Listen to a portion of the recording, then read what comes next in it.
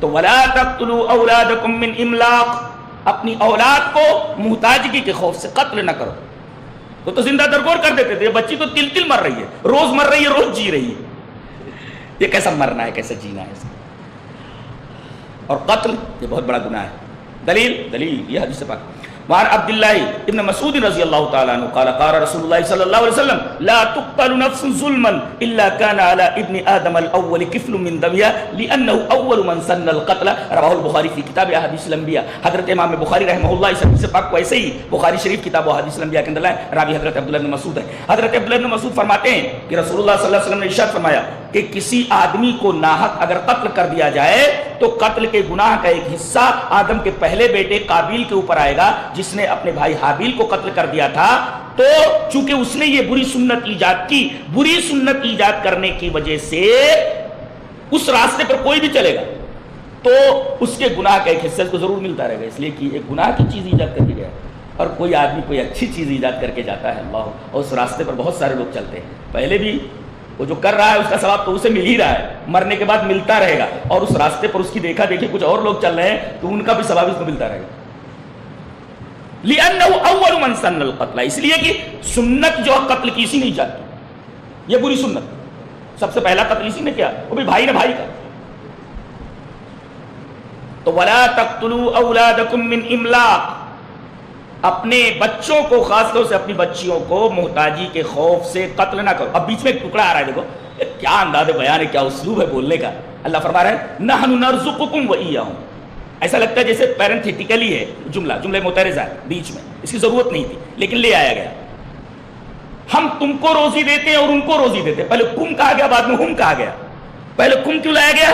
اللہ فرما رہا ہے تم کیوں اپنی بچیوں کو مار دے رہے ہو محتاجی کے خوف سے نا. اب یہ بولو تم کھانا کھاتے ہو کہ نہیں کھاتے؟ بولے کھاتے ہیں. کون دیتا ہے؟ کون دیتا؟ تو ہی دیتا ہے. اچھا تجھ کو تو دے رہے کہ ہمارے خزانے میں کمی ہے، اس کو نہیں دے سکتے. کیا سوال ہے، کیا جواب. اللہ نحن نرزقکم، تمہیں روزی دے رہے نا ہم. ہاں ملے تو جیسے تم کو روزی دے رہے ہیں، مارنے کی کیا ضرورت ہے، اس کو بھی روزی ہم ہی دیں گے نا. بولے اس سوال کا جواب اس کے پاس ہے. چپ کر دیا گیا. چپ چپ. کیا انداز ہے بولنے کا، دیکھ رہے ہیں. نحن نرزقکم، تمہیں روزی ہم دے رہے ہیں نا. تو جب تمہیں کھلا رہے تو اس کو نہیں کھلا سکتے؟ ہمارے خزانے میں کوئی کمی ہے؟ نہیں ہے. پھر کیوں مار رہا ہے؟ پھر کیوں مار رہا ہے؟ دیکھو یہ جملہ کتنا پیارا بیچ میں لے آیا گیا ہے. کیا کسی سٹائل ہے نہیں، دنیا کا ادب چھان مارو، اس طریقے کا ادب آپ کو نہیں ملے گا کہیں. بولنے کی جو سٹائل ہے قرآن کی، کلام الہی کا انداز بتاتا ہے. یہ محمد کا کلام نہیں ہو سکتا، انسان ایسا نہیں بول سکتا. جی قل تعالوا اتل ما حرم ربکم علیکم. تو آپ لوگ پتہ نہیں کتنے لوگ یہاں ہیں جو عربی جانتے ہیں. میں تو بیسیکلی عربی کا اسٹوڈنٹ ہوں. میں کیا کیا باتیں، میں تو پریشان ہو جاتا ہوں. قل تعالوا اتل ما حرم ربکم. اب کہیں کہیں اتنی پیاری پیاری باتیں ہوتی ہیں کہ وجدان مہک اٹھتا ہے، وجدان مہک اٹھتا ہے. قل تعالوا اتل ما حرم ربکم علیکم الا تشرکوا به شیئا وبالوالدین احسانا ولا تقتلوا اولادکم من املاق. یہ تین چیزیں ہوئی اس لیے کہ نحن نرزقکم وإیاہم. اب چوتھی نصیحت آ رہی ولا تقربوا الفواحش ما ظهر منها وما بطن.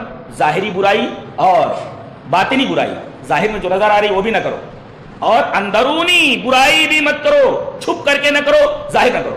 آج اگر ظاہری برائی دیکھنا ہے، ظاہری فواحش دیکھنا ہے تو بیچز دیکھ لو، سمندروں کے کنارے جا کر کے دیکھ لو، پارکوں میں دیکھ لو، جہاں وہ لڑکے لڑکیاں بیٹھے رہتے چونچ لڑاتے، کوئی بولنے والا نہیں. اور معاملہ اب تک یہی چونچ لڑانے ہی کا خالی ہے. معاملہ اب یہاں تک پہنچنے والا حدیث پاک میں ہے کہ باقاعدہ گدھوں کی طرح مجامات کرتے رہیں گے، زناکاری کرتے رہیں گے. کوئی اچھا آدمی تو ادھر سے گزرے گا، ارے بھائی کیا کر رہے ہو، ذرا آڑ میں ہو جاؤ.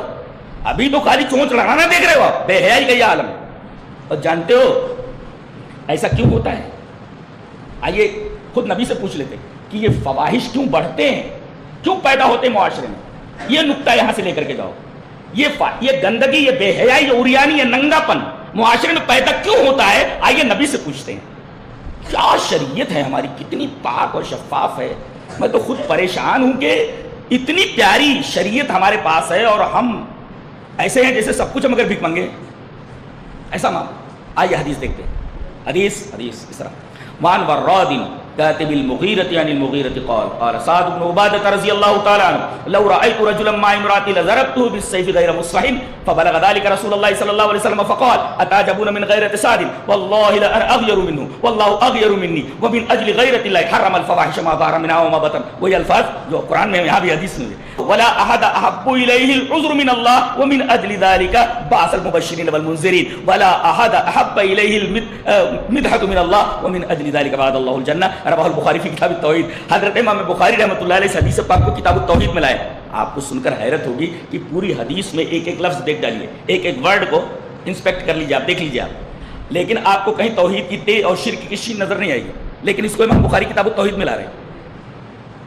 توحید کی تے نہیں ہے, شرک کی شین نہیں ہے, مگر امام بخاری اس کو توحید کتاب التوحید میں لا رہے ہیں, توحید کے چیپٹر میں اس کو گھسا دے رہے ہیں. وجہ یہ ہے کہ اس حدیث میں ایک بات کہی گئی ہے. سعد بن عبادہ ایک صحابی ہیں, وہ ایک دفعہ کہنے لگے اپنے ساتھیوں سے, سنو, سعد بن عبادہ کہتے ہیں لو رأیت رجلا مع امراتی, اگر میں اپنی بیوی کو کسی غیر مرد کے ساتھ قابل اعتراض حالت میں دیکھ لوں تو I will kill him, I will kill both of them, I will kill him, مار دیتا اس میں, تلوار سے اس کی گردن مار دیتا, تو چھوڑوں گا نہیں. یعنی میری بیوی کے ساتھ اگر کوئی غیر مرد قابل اعتراض حالت میں پایا گیا تو دونوں اس بات کے مستحق ہے کہ ان کی گردن مار دی جائے. یہ بات جب نبی کو پہنچی فبلغ ذلک رسول اللہ صلی اللہ علیہ وسلم, رسول اللہ صلی اللہ علیہ وسلم کو یہ بات پہنچی تو آپ نے فرمایا تمہیں سعد کی غیرت پر تعجب ہوتا ہے؟ سعد غیرت مند ہے اور میں سعد سے زیادہ غیرت مند, اور اللہ مجھ سے زیادہ غیرت مند. اللہ اکبر. سعد یہ برداشت نہیں کر سکتے کہ میری بیوی کسی غیر مرد کے ساتھ ہو. اللہ کے رسول اس سے زیادہ غیرت مند ہے, آپ اور نہیں چاہیں گے, اور اللہ اس سے زیادہ غیرت مند, وہ کیسے چاہے گا؟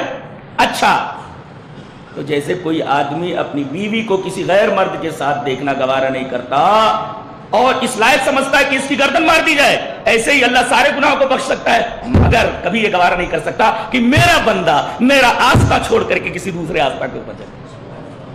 اس وجہ سے امام بخاری اس کو کتاب التوحید سے دیکھ رہے کتنا بڑا فقیہ ہے امام بخاری, کتنا بڑا فقیہ, دیکھ رہے ہیں اللہ کیسے, اس وجہ سے یہ بے حیائی برداشت نہیں کر سکتا کیونکہ اللہ غیرت مند ہے. نقطہ یہ ملا کہ معاشرے کے اندر بے حیائی اس وقت پھیلتی ہے جب غیرت کا فقدان ہو جائے, غیرت ختم ہو جائے. ومن اجل غیرت اللہ ہے, غیرت کا لفظ ہے. فواحش کیوں پھیلتے ہیں؟ جب غیرت ختم ہو جائے. ایک بچی کو دیکھا گیا سر پر دوپٹہ نہیں ہے اور ٹانگیں بالکل ننگی, سینے کے اوپر کوئی دوپٹہ نہیں ہے, اور باپ کے سامنے کھڑی ہے, بھائی کے سامنے کھڑی ہے. اسے پورا کپڑا نہیں پہنا سکتا, بھائی تو پورا کپڑا پہنے ہوئے, باپ تو پورا کپڑا پہنے ہوئے, یہ بیٹی آدھا کپڑا کیوں پہنے ہوئے؟ کسی شاعر نے بہت اچھا کہا ہے, کمی لباس کی تن پر عجیب لگتی ہے, کمی لباس کی تن پر عجیب لگتی ہے, امیر باپ کی بیٹی غریب لگتی ہے. اس کو پورا نہیں پہنا سکتا کیا؟ پتہ یہ چلا کہ ننگاپن, عریانیت اور فحاشی یہ اس وقت پھیلتی ہے جب غیرت کا فقدان ہو, معاشرے میں غیرت ختم ہو جائے. یہ بغیرت لوگ ایسا کرتے ہیں, اور اس طریقے کے مناظر اور مظاہر بغیرت لوگ ہی دیکھ سکتے ہیں. اللہ تو ولا تقربوا الفواحش ما ظهر منها وما بطن, ظاہری بے حیائی اور چھپی ہوئی بے حیائی دونوں کے قریب مت جاؤ. السلام علیکم خالہ, السلام علیکم خالہ, خالہ سلام, ارے بھائی خالہ سے تھوڑی ملنے آیا ہے, خالہ کی بیٹی کو دیکھنے کے لیے آئے. یہ چھپی ہوئی بے ہے. یہ السلام علیکم خالہ, آؤ بیٹا, آؤ بیٹا, آؤ. وہ خالہ کو دیکھنے نہیں آیا ہے, بیٹی کو دیکھنے کے لیے آیا ہے. اللہ, یہ چھپی ہوئی بے ہے, اس لیے کہ ایک دوسرے کا پردہ بازو ہے دوسرے کے اوپر. تو ولا تقربوا الفواحش ما ظهر منها وما بطن. اچھا, ولا تقتلوا النفس التي حرم الله الا بالحق, کسی آدمی کو چاہے وہ غیر مسلم ہو مسلم ہو ناحق نہیں مار سکتے آپ سے. کہتے ہیں اسلام ٹیرر کا مذہب ہے. اللہ کے بندو قرآن تو پڑھو, یہاں بتایا گیا کسی نفس کو جو بھی سانس لیتا ہو, نفس مانے سانس, نفس مانے سانس, کل نفس کہا گیا ہر جاندار. اب ہر جاندار میں مسلم غیر مسلم سب ہے, یہاں وہی لفظ استعمال کرو, ولا تقتلوا النفس, جو بھی نفس ہے بلا وجہ آپ نہیں مار سکتے, بلا وجہ آپ نہیں مار سکتے.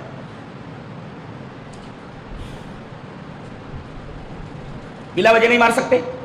اس سلسلے میں میں وہ حدیث بھی پڑھ دیتا ہوں تاکہ کتاب کے بعد سنت بھی آ جائے. حدیث اس طرح وعن ابی ہریرہ رضی اللہ تعالی عنہ عن النبی صلی اللہ علیہ وسلم قال اجتنبوا السبع الموبقات قالوا یا رسول اللہ وما ہن قال الشرك بالله والسحر وقتل النفس التي حرم الله الا بالحق واكل الربا واكل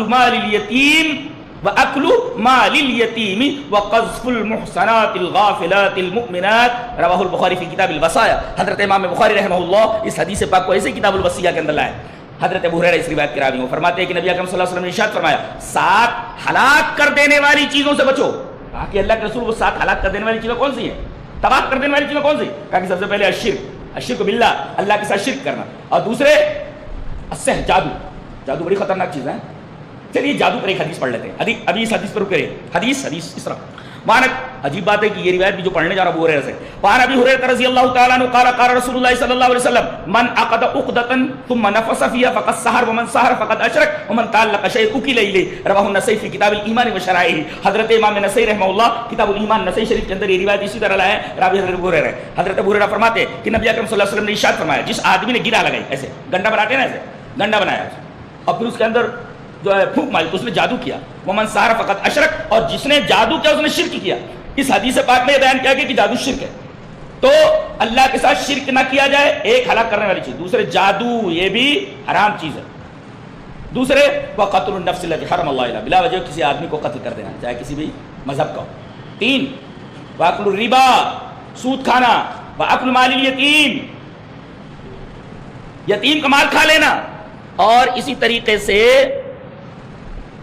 والتولی عن الزحف، میدان کارزار سے بھاگ لینا. لڑو مرو چاہے جیو، بچے تو غازی مرے تو شہید، بھاگنا کیوں؟ والتولی عن الزحف، بھاگنا نہیں. اور آخری چیز کسی سیدھی سادی بھولی بھالی مومنہ عورت کے اوپر تہمت لگانا. یہ 7 ہلاک کر دینے والی چیزیں. تو اس میں آپ دیکھیں وقتل النفس التي حرم اللہ الا بالحق. تو اس آیت کریمہ میں 5 چیزیں بیان کی گئی، 5 نصیحتیں ہو گئی.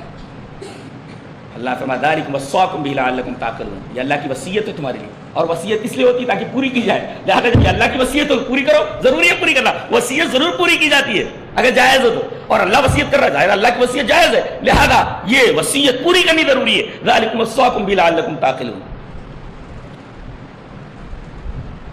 کل 10 نصیحتیں 5 ہو گئی. ایک آیت کے اندر 5 نصیحتیں. اب دوسری آیت آ رہی ہے اس میں 4 نصیحتیں ہیں، اور ایک آیت کے اندر ایک ہی نصیحت ہے، اور سب سے اہم چیز وہی ہے.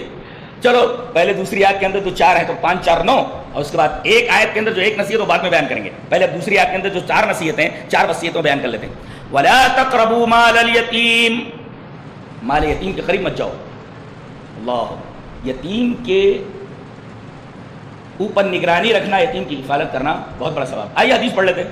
اس لیے کہ عورتوں کے بعد معاشرے کا سب سے کمزور طبقہ، سب سے کمزور صنف یتیموں کی. باپ مر گیا ہے، کوئی خبرگیری کرنے والا نہیں. کبھی کبھی معاشرے کے لیے نقصان دہ ہو سکتا ہے اگر اس کی تربیت نہ کی جائے. گنڈا موالی خود معاشرے کے لیے سر درد ہو جائے گا. نگرانی کی جائے، اس لیے باپ کا سایہ اس کے اوپر نہیں. آئیے وہ حدیث پڑھ لیتے ہیں. حدیث اس طرح وعن ابی ہریرہ رضی اللہ تعالی عنہ قال قال رسول اللہ صلی اللہ علیہ وسلم کافل الیتیم له او لغیرہ انا وهو کہاتین فی الجنہ واشار مالک بالسبابۃ والوسطى. رواہ مسلم فی کتاب الزہد والرقائق. حضرت امام مسلم رحمہ اللہ اس حدیث پاک کو اسی کتاب الزہد کے اندر لائے. راوی حضرت ابو ہریرہ. حضرت ابو ہریرہ فرماتے ہیں کہ رسول اللہ صلی اللہ علیہ وسلم نے ارشاد فرمایا کہ اپنے یتیم کی کفالت کرنے والا، یعنی اس کے خاندان کا یتیم، او لغیرہ، یا اس کے خاندان کا ہی ہے کہ دوسرا یتیم، یتیم کوئی بھی اپنے خاندان کو یا غیر خاندان کا، اس کی کفالت کرنے والا، میں اور وہ دونوں جنت میں اس طرح آئیں گے. اور آپ نے اپنی سبابہ اور وسطیٰ دونوں انگلیوں کو اس طرح ملا کر بتایا، اس طرح قریب ہوگا جنت. یہ یتیم کی کفالت کرنے کا اجر ہے، ثواب ہے. آج تو بڑے بڑے یتیم خانے کھلے ہوئے ہیں اور لاکھوں روپے یتیم خانے کے نام پر وصول کیے جاتے ہیں. بچوں کا حال برا ہے، بچوں کا حال برا ہے. کسی نے کولر دے دیا تو کولر منتظم نے اپنے گھر بھیج دیا، لڑکے ویسے ویسے گرمی میں پڑے ہوئے. چاول کے تھیلے آ رہے ہیں، اچھے اچھے تھیلے گھر بھیج دیے جا رہے ہیں، اور اس کی جگہ پر موٹے موٹے چاول ان یتیم بچوں کو کھلانے کے لیے آ رہے ہیں. یہ سب کیا ہو رہا ہے؟ یہ سب کیا ہو رہا ہے؟ ولا تقربوا مال، وہ یتیم کا مال ہے، اس کو آپ بدل نہیں سکتے کہ وہ اچھا چاول گھر بھیج کر کے موٹا چاول منگا کر کے کھلایا جائے. کولر آیا ان کے لیے، کولر گھر بھیج دیا گیا، بچے ویسے گرمی میں پڑے ہیں. اور دینے والا بھی مجرم ہے. جا کر کے دیکھنا چاہیے کہ میرے مال کا صحیح استعمال ہو رہا ہے کہ نہیں. کچھ لوگ ہیں بس کسی نے مانگا اور دے دیا، پتا نہیں وہ صحیح سے کام کر رہا ہے کہ نہیں کر رہا، معتبر ہے کہ نہیں ہے. لوگ اس کو جانتے کہ نہیں جانتے. لاکھوں روپے اس طریقے کا امت کا جا رہا ہے. اس کا کوئی مطلب نہیں. اگر صحیح سے صرف نہیں ہو رہا ہے تو آپ کے پیسے کا کوئی مطلب نہیں, کوئی مصرف نہیں. اب بتائیے کولر گھر پہ بھیج دیا گیا, بچے ویسے گرمی میں تڑپ رہے ہیں, پریشان. ولا تقربوا مال الیتیم, مال یتیم کے قریب مت جاؤ. اچھا ایک نصیحت یہ, وَأَوْفُوا الْكَيْلَ إِذَا كِلْتُمْ وَزِنُوا بِالْقِسْطَاسِ الْمُسْتَقِيمِ. یہ دھندا کرنے والے لوگ, یہ ناپ تول میں جو گڑبڑی کرتے ہیں, ان کو متنبہ کیا گیا ہے. لین دین تو لگا ہی رہتا ہے, ہمارا تعلق بازار سے ہے, لین دین سے, بزنس سے. اب ہر وہ بزنس جس کے اندر ایسا لگے کہ کچھ پیسہ پورا لے کر کے تول یا مال کم دیا جا رہا ہے, ساری چیزیں تخفیف کے دائرے میں آتی ہیں. وَأَوْفُوا الْكَيْلَ وَالْمِيزَانَ بِالْقِسْطِ, تولو تو پورا تولو, ناپو تو پورا ناپو. اللہ نبی کریم صلی اللہ علیہ وسلم ایک دفعہ بازار میں آئے, مستدرک علی الصحیحین کتاب البیوع کی روایت ہے, حضرت عبداللہ ابن عمر, آؤ روایت پڑھ لیتے ہیں. حدیث اس طرح, وعن عبداللہ ابن عمر رضی اللہ تعالیٰ عنہ عن النبی صلی اللہ علیہ وسلم قال لأصحاب الكيل والوزن انکم قد کلیتم امرا فیہ حلقۃ الامۃ السالفہ. رواہ الحاکم فی المستدرک فی کتاب البیوع. حضرت امام حاکم مستدرک علی الصحیحین کتاب البیوع کے اندر یہ روایت حضرت عبداللہ ابن عمر سے ہے. آپ نے فرمایا ان لوگوں سے جو بازار میں سودا کرتے تھے, بیچتے تھے, ان دکان والوں سے آپ نے فرمایا کہ تمہیں ایسے معاملوں کا والی بنایا گیا ہے جس کے اندر ایک امت ہلاک ہو چکی. حضرت شعیب علیہ السلام کی قوم پیسے پورا لیتی تھی, تول کم دیتی, لہذا ایسا دھندا نہیں کرنا جس میں طرفین میں سے کسی ایک کا نقصان ہو. یہ دھندے کا اصول ہے, متبایعین میں سے کسی ایک کا نقصان ہو بے حرام ہو, جائز نہیں. متبایعین میں سے, خریدنے والا اور بیچنے والا, ان دونوں میں سے کسی ایک کا نقصان ہے, بے جائز نہیں, درست نہیں. تو آپ نے اصحاب الکیل والوزن سے, جو لوگ بازار میں دھندا کرنے والے تھے, ان سے کہا تم لوگ ایسے کام کر رہے ہو کہ اس معاملے میں ایک امت ہلاک ہو چکی ہے, لہذا قدم پھونک پھونک کر رکھو. یعنی بزنس میں قدم پھونک پھونک کر کے رکھنا ہے, ایک اصول اور ضابطہ بتا دیا گیا بزنس کرنے والوں کو. وَأَوْفُوا الْكَيْلَ وَالْمِيزَانَ بِالْقِسْطِ لَا نُكَلِّفُ نَفْسًا إِلَّا وُسْعَهَا. ہاں کبھی بھول چوک ہو جائے تو معاف ہے, اس لیے کہ اللہ آدمی کو اتنی تکلیف دیتا ہے جتنی اس کے پاس طاقت ہے. یہ تو 5 2 7 دو نصیحتیں اور. وَإِذَا قُلْتُمْ فَعْدِلُوا, جب بولو تو عدل بولو, چاہے وہ اپنے بھائی کے خلاف, اپنے باپ کے خلاف, اپنے رشتہ دار کے خلاف, یا خود اپنی ذات کے خلاف ہو رہا ہو, بولو تو عدل بولو. اللہ اکبر. آئیے ایک حدیث پڑھتے, سونے کے پانی سے لکھ کے جانے کے لائق ہے, نبی اکرم صلی اللہ علیہ وسلم کی حدیث. بہت غور سے سنا, سانس روکو, اس کے بعد میں حدیث پڑھتا ہوں. روک لی سانس. حدیث وعن عائشة رضی اللہ تعالی عنہ ان قریشا اہمهم شان المرأة المخزومیة التي سرقت فقالوا من يكلم فيها رسول الله صلى الله عليه وسلم فقالوا من يستر عليه الا اسامة بن زيد حب رسول الله صلى الله عليه وسلم فكلمه اسامة فقال اتشفع في حد من حدود الله ثم قام فاختطب فقال انما اهلك الذين من قبلكم انهم اذا سرق فيهم الشريف تركوه وَإِذَا سَرَقَ فِيهِمُ الضَّعِيفُ أَقَامُوا عَلَيْهِ الْحَدَّ وَأَيْمُ اللَّهِ لَوْ أَنَّ فَاطِمَةَ بِنْتَ مُحَمَّدٍ سَرَقَتْ لَقَطَعْتُ يَدَهَا. رواہ الترمذی کی کتاب الحدود. حضرت امام ترمذی اس کو کتاب الحدود میں لائے, ترمذی شریف میں. راوی نبی کریم صلی اللہ علیہ وسلم کی پیاری بیوی حضرت عائشہ رضی اللہ تعالیٰ عنہ. اس میں ایک واقعہ بیان کیا گیا ہے کہ قبیلہ مخزوم, بنو مخزوم, جانتے ہیں کون سا قبیلہ ہے؟ جس میں خالد بن ولید ہے. امت کے نوجوان اس صحابی کے اوپر جتنا فخر کریں کم ہے. اللہ 100 سے زیادہ جنگیں لڑی, کسی میں ہارے نہیں ہوئے, اور وہ تعداد آدمی کی سمجھتے نہیں تھے. ایک میدان جنگ میں رومی اتنے تعداد میں اتنے زیادہ تھے کہ ایک مسلمان کے منہ سے نکل گیا, رومی کتنی تعداد میں. حضرت خالد بن ولید نے کہا چپ, خدا کی قسم اگر میرے گھوڑے الاشکر کا پاؤں زخمی نہ ہوتا تو میں کہتا اس سے دگنے ہو جائیں. پھر لڑ کر کے بتاتا ہوں اللہ کیسا آدمی تھا. تمنا کر دیکھیں گے حشر میں, ان کو جنت پہ دیکھیں گے انشاءاللہ کیسے ہیں حضرت خالد. رسول کے بعد جو ہے اس صحابی سے اتنی عقیدت ہے مجھے کہ میں دیکھنا چاہتا ہوں کیسے تھے. 100 سے زیادہ جنگیں لڑی لیکن کسی میں ہارے نہیں. ایک دفعہ کافروں کی طرف سے آئے تھے اور مسلمانوں کو کافی نقصان پہنچا. 70 صحابہ کرام مارے گئے بڑے بڑے, جنگ میں شریک ہوئے ہیں. کبھی شکست کا داغ نہیں لگا اس آدمی کے اوپر. یہ امت کا واحد شخص ہے بھائی صحابی خالد بن ولید. اور گھوڑے کی کاٹ اتنی اچھی جانتا تھا, ادھر مارا گردن نیچے گئی, ادھر گھوڑا ادھر نکل گیا. گھوڑے کی کاٹ بڑی اچھی جانتے ہیں. ان کے مقابلے میں صرف ایک صحابی دیکھا جاتا تھا, ابو عبیدہ بن الجراح, بہت عظیم الشان صحابی. حضرت ابو عبیدہ امین الامہ کا خطاب دیا گیا. یہ سیف اللہ ہے, وہ امین الامہ. کیسے کیسے خطابات زبان نبوی سے نکلے، کیسے کیسے لوگ. نہ کوئی یونیورسٹی ہے نہ کوئی کالج ہے. ایک چھوٹی سی مسجد ہے، کھجور کے پتوں کی چھت ہے اور مٹی کی دیوار ہے. بہت دنوں تک مسجد نبی میں دروازہ نہیں تھا، کتے آتے تو گھومتے رہتے، دروازہ ہی نہیں تھا. بارش ہوتی تھی تو پانی ٹپکتا تھا، فرش گیلا ہو جاتا تھا، صحابہ کرام کیچڑ اور پانی کے اندر سجدہ کرتے تھے. لیکن اس اسکول سے جتنے لوگ پڑھے ہیں آج تو بڑے بڑے اسکول کھولے جا رہے ہیں، بڑی بڑی عمارتیں ہیں، لیکن پڑھائی 0/بھیلی ہے، 0/0 ہے. کچھ نہیں آتا بچوں، کچھ نہیں آتا. بڑی بڑی عمارتیں، خوب پیسے لوٹ رہے ہیں لوگوں سے. پڑھائی نہ امت کے بچوں کی فکر، اس لیے خود اس لائق نہیں ہو، ان کے دلوں میں اللہ کا خوف نہیں. لیکن اس چھوٹے سے مدرسے کے اندر کھجور کے پتوں کی چھت ہے. میں کہتا ہوں دنیا کی تمام یونیورسٹیز مل کر کے اگر ایک صحابی بنانا چاہے نہیں بنا سکتے.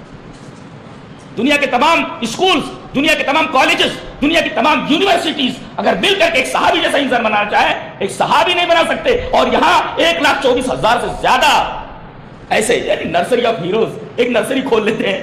یہ تو نرسری آف ہیروز ہے، ہیرو لوگوں کا، ہر ایک آدمی ہیرو ہے. Nursery of heroes Masjid Nabawi, nursery of heroes, hero لوگوں کی. اللہ، یہ تمام صحابہ ہیں. اور اسی اسکول کے پڑھے ہوئے حضرت خالد بن ولید رضی اللہ تعالیٰ، 100 جنگیں لڑی ہیں. عجیب لوگ تھے. گورنر بنا دیا تو گورنر ہے، سی ایم بنا دیا گیا تو سی ایم ہے، قاضی بنا دیا گیا تو قاضی ہے، چیف جسٹس بنا دیا گیا چیف جسٹس ہے، کمانڈر ان چیف بنا دیا گیا کمانڈر ان چیف ہے، گورنر بنا دیا گیا تو گورنر ہے. اللہ اکبر. کہاں تو سیکھا انہوں نے؟ یہاں تو کوئی IAS ہوتا ہے تو اس کے بعد اسے کوئی بڑا عہدہ دیا جاتا ہے کہ جو حکومت چلانے کے لیے آپ کے پاس کیا کیا وہ چیزیں ہیں. یہاں تو ہر ایک پر کا دماغ رکھتا، کیسی کیسی صلاحیتیں دی. تو علم دین تو آپ لوگ سیکھتے نہیں ہیں. دوسرے علم سیکھیے، کون کہہ رہا مت سیکھیے، لیکن اس کے ساتھ علم دین پہلے ضروری ہے. یہ علم دین روشن کر دیتا ہے آپ کے ذہن کو. یہ اگر نہیں ہے تو اب بیکار ہے، شریعت کی نگاہ میں بیکار ہے، دنیا کی نگاہ میں بھی آپ بیکار ہے. اللہ اکبر. تو یہ قبیلہ بنو مخزوم کی عورت تھی، اس نے چوری کی تھی، اور اسلام میں چوری کی سزا ہاتھ کاٹ دینا. اب ظاہر ہے کہ اتنے بڑے قبیلے کی عورت کا ہاتھ کاٹ دینا پورے قبیلے کی ناک کٹ جانے کے مرادف تھا. لہذا یہ ہوا کہ اس عورت کی جو سزا ہے وہ کم کرا دی جائے، ہاتھ نہ کاٹا جائے. لیکن بات کون کرے؟ لوگوں نے کہا بات کون کرے گا نبی سے، اس عورت کا ہاتھ نہ کاٹا جائے. کہا کہ اسامہ ابن زید ہے نا، نبی کریم صلی اللہ علیہ وسلم سے بڑی محبت کرتے ہیں، اور وہ اگر بول دیں گے کام ہو جائے گا. فکلم اسامہ کو انہوں نے آگے بڑھایا، کہا جا کر بولو نا یار، جاؤ. اب یہ گئے، انہی کے کندھے پر تمام لوگوں نے بندوق رکھ دیا، بات یہی کریں گے. اس لیے کہ حب رسول اللہ، من یستر علیہ الا اسامہ بن زید حب رسول اللہ، رسول اللہ صلی اللہ علیہ وسلم کو محبوب ہے. یہ جو بات کہیں گے نبی مان لیں گے. آئے کہا کہ اللہ کے رسول ایک بات بولنی ہے. کہا بولو. کہا کہ اس عورت کا ہاتھ مت کاٹیے. چپ، اتشفع فی حد من حدود اللہ، یہ میرا کام نہیں، اللہ کی حد ہے. یہ تو اللہ کی حد کے بارے میں سفارش کر رہا ہے، تیری جرأت کیسے ہوئی؟ اتشفع فی حد من حدود اللہ. اور یہی نہیں بلکہ آپ کھڑے ہوئے، آپ ممبر پر فخطب ثم قال، آپ نے کھڑے ہو کر کے خطبہ دیا اور کہا سنو، انما اہلک الذین من قبلکم، تم سے پہلے جو لوگ ہلاک ہوئے جانتے ہیں ان کے اندر ایک بیماری تھی. کیا؟ اذا سرق فیہم الشریف ترکوا، جب کوئی بڑا آدمی چوری کرتا تو چھوڑ دیتے تھے. واذا سرق فیہم الضعیف، جب کوئی کمزور آدمی چوری کرتا تو اقاموا علیہ الحد، تو اس کے اوپر حد قائم کرتے. اب آخری ٹکڑا قابل غور ہے، وَأَيْمُ اللَّهِ، میں اللہ کی قسم کھا کر کے کہتا ہوں، لو ان فاطمہ بنت سرقت لقطعت یدہا، اگر میری لخت جگر فاطمہ بھی چوری کرتی تو میں اس کا ہاتھ کاٹ دیتا. یاد رہے انصاف ہے. اور دنیا میں عدل اگر قائم ہو جائے تو تمام فسادات، تمام چیزیں ویسے ہی ختم ہو جائے. امن و امان کہاں ختم ہوتا ہے؟ جب وہاں عدل نہ رہے. تو عدل کی جگہ ظلم آ جائے تو فوراً وہاں پر فساد کھڑا ہو جاتا ہے. وَأَيْمُ اللَّهِ لَوْ أَنَّ فَاطِمَةَ بِنْتَ مُحَمَّدٍ سَرَقَتْ لَقَطَعْتُ يَدَهَا، اگر میری لخت جگر فاطمہ بھی چوری کرتی تو میں اس کا ہاتھ کاٹ دیتا. یہ ہوئی جناب والا 8ویں نصیحت.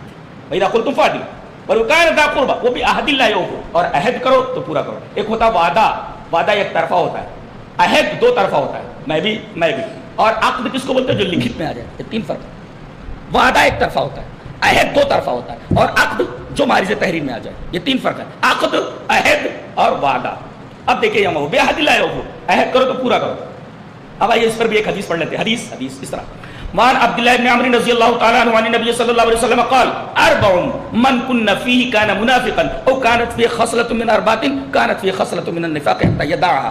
اذا حدث كذب، واذا وعد اخلف، واذا آہد غدر وإذا خاصم فجر، رواہ البخاری فی کتاب المظالم۔ حضرت امام بخاری رحمہ اللہ بخاری شریف کتاب المظالم کے اندر یہ روایت اسی طرح لائے، راوی حضرت عبداللہ ابن عمرو۔ حضرت عبداللہ ابن عمرو فرماتے ہیں کہ رسول اکرم صلی اللہ علیہ وسلم نے ارشاد فرمایا کہ 4 چیزیں جس آدمی کے اندر ہوں پکا منافق ہے، اور 4 چیزوں میں سے اگر ایک پائی جائے تو اتنا ہی منافق ہے، حتیٰ یہ داہیا تک کہ اس کو توڑ دے، جب بولے تو جھوٹ بولے، اور جب وعدہ کرے تو اس کی خلاف ورزی کرے، وَإِذَا عَاهَدَ غَدَرَ، اور جب عہد کرے تو غداری کرے۔ اس کا مطلب ہے وہ بِعَهْدِ اللَّهِ يَوْفُوا، اور عہد کرو تو پورا کرو، اس لیے کہ عہد کا پورا نہ کرنا یہ در حقیقت نفاق کے دائرے میں آتا ہے، ایسا آدمی منافق ہے۔ یہ ہوا 9 وصیتیں ہوئی، میں سرسری طور پر گزر رہا ہوں، ابھی ڈیپ میں نہیں جا رہا ہوں ورنہ اوپر سے جائے گی آپ کے جی۔ تو یہ 9 نصیحتیں ہو گئی۔ اچھا آخری نصیحت جو ایک آیت کے اندر بیان کی گئی ہے، اللہ نے فرمایا وَأَنَّ هَذَا صِرَاطِي مُسْتَقِيمًا فَاتَّبِعُوهُ وَلَا تَتَّبِعُوا السُّبُلَ فَتَفَرَّقَ بِكُمْ عَنْ سَبِيلِهِ، یہ میرا سیدھا راستہ ہے، صراط مستقیم ہے، تم اسی کے اوپر چلو، راستوں پر نہ چلو۔ پتہ یہ چلا کہ اختلاف جو ہوتا ہے، اختلاف وہ حق کو فالو کرنے پر نہیں ہوتا، حق ایک ہوتا ہے، حق ایک ہوتا، ناحق کئی ہوتے، اور حق کو فالو کیا جائے تو اختلاف نہیں ہوتا، ناحق کو فالو کرنے لگتے لوگ اختلاف ہوتا ہے۔ اور یہاں کہا گیا راستے پر چلو، راستوں پر نہ چلو۔ اور پھر نبی کریم صلی اللہ علیہ وسلم نے اس آیت کریمہ کی شرح فرمائی، حدیث اس طرح وعن جابر بن عبد الله رضی اللہ تعالیٰ عنہ قال كنا عند النبي صلی اللہ علیہ وسلم فخط خطين عن يمينه وخط خطين عن يساره ثم وضع يده في الخط الوسط فقال هذا سبيل الله ثم تلا هذه وان هذا صراطي مستقيما فاتبعوه ولا تتبعوا السبل فتفرق بكم عن سبيله، رواه ابن ماجہ في كتاب المقدمہ في باب اتباع سنت رسول اللہ صلی اللہ علیہ وسلم۔ امام ابن ماجہ رحمہ اللہ کتاب المقدمہ میں باب اتباع سنت رسول اللہ صلی اللہ علیہ وسلم کی روایت لائے، راوی حضرت جابر بن عبداللہ۔ حضرت جابر فرماتے ہیں کہ ہم لوگ بیٹھے ہوئے تھے، اچانک آپ صلی اللہ علیہ وسلم نے ایک لکیر کھینچی، یہ ڈریو اسٹریٹ لائن، آپ نے ایک سیدھی لکیر کھینچی اور دائیں 2 لکیریں بائیں 2 لکیریں، اور آپ نے بیچ والی لائن کے اوپر ہاتھ رکھا اور فرمایا یہ اللہ کا راستہ ہے۔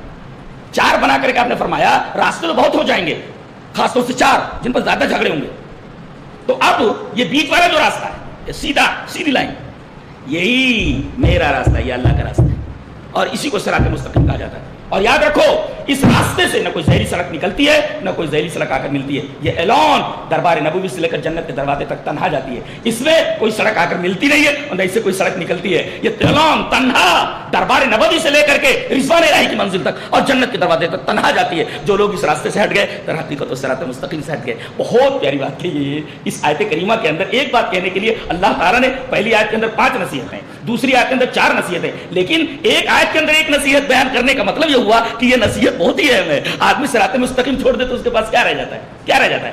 تو اللہ تبارک و تعالیٰ نے سادے انداز میں نے 10 نصیحتیں بیان کر دی ہیں، اور دعا کرتا ہوں کہ اللہ تبارک و تعالیٰ ہمیں ان 10 نصیحتوں کے اوپر، اللہ کی 10 نصیحتوں کے اوپر عمل کرنے کی توفیق عطا فرمائے۔